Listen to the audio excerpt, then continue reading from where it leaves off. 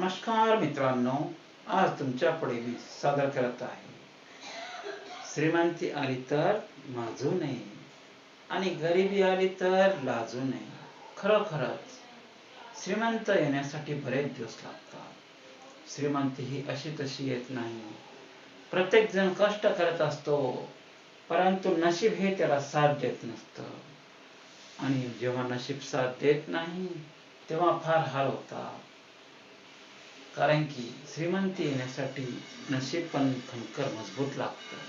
तुमचं जर नशीबच चांगलं नसेल तर तुम्ही काय करणार, किती कष्ट करणार.